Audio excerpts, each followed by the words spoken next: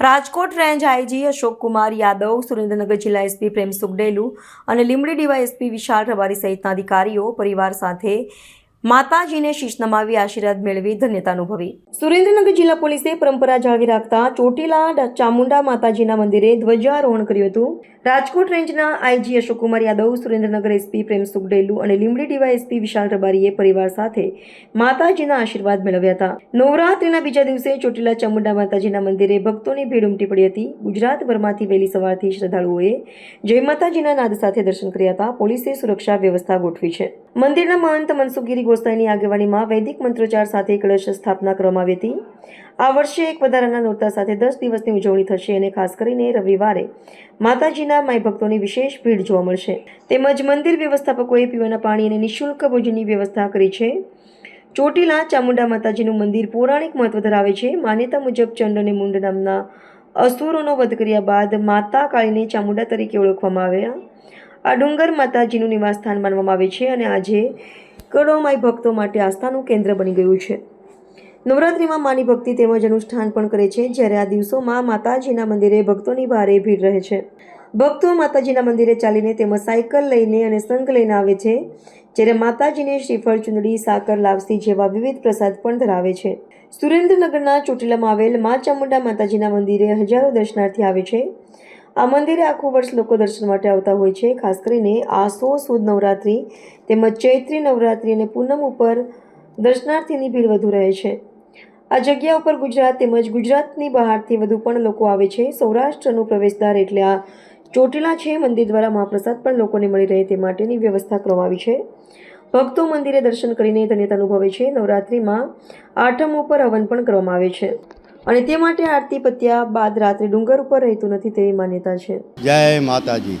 શ્રી ચોટીલા ચામુંડા માતાજી ચોટીલા ડુંગર ઉપર આ નવરાત્રિ આજે તારીખ 22/9 ને સોમવારના દિવસે પહેલા નોરતાનો પ્રારંભ થઈ રહ્યો છે અને યાત્રિકોનું ઘોડાપુર પધારી રહ્યું છે માતાજીના દર્શનનો લાભ લેવા.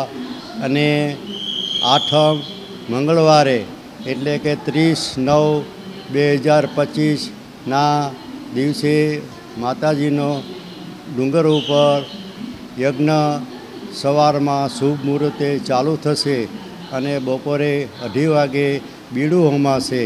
ત્યારબાદ નીચે તળેટી ભોજનાલયની અંદર યજ્ઞનો મહાપ્રસાદ 4 વાગે શરૂ થશે.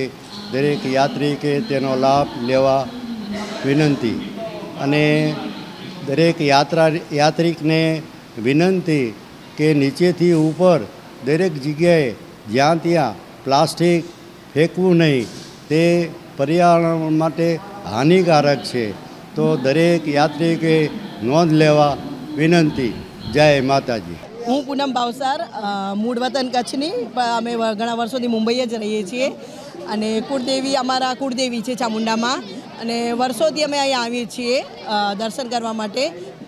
માતાજીની અસીમ કૃપા છે અમારી ઉપર. જે મારે ખોડાની 2 દીકરીઓ છે અને આ ત્રીજો દીકરો છે એ માનતાનો છે. એટલે માતા અમારી શ્રદ્ધા ફળી છે અને દીકરો આપ્યો છે.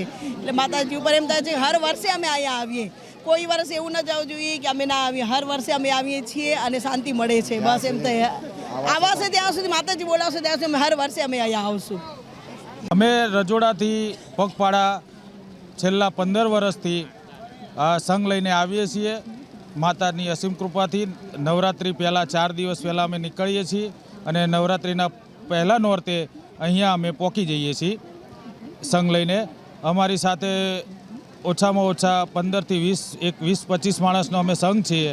બરાબર. પદયાત્રા કરીએ છીએ. અમને 2010 અમારે ઓછામાં ઓછા 145 કિલોમીટર બાવળા જોડે રજોડા ગામથી માતાજીનું મંદિર અહીં ચોટીલા થાય છે. 145 કિલોમીટર અંતર છે અને 4 દિવસમાં અમે પૂરું કરી દઈએ છીએ. બહુ મસ્ત આનંદ થયો. માતાની અસીમ કૃપાથી અમને સારું છે બધાને. બરાબર. ખૂબ દયા છે માતાજીની. વર્ષોથી માતાજી મનોકામના દરેકની પૂર્ણ કરતા આવ્યા છીએ. બરાબર. અને કરે પણ છે. આજે ભીડ બહુ સારી છે, ઘણો પહેલાં નોરતું છે એટલે ઘણો અહીંયા આગળ માણસ આવ્યું છે, બધું પદયાત્રીઓ આવ્યા છીએ બધાએ.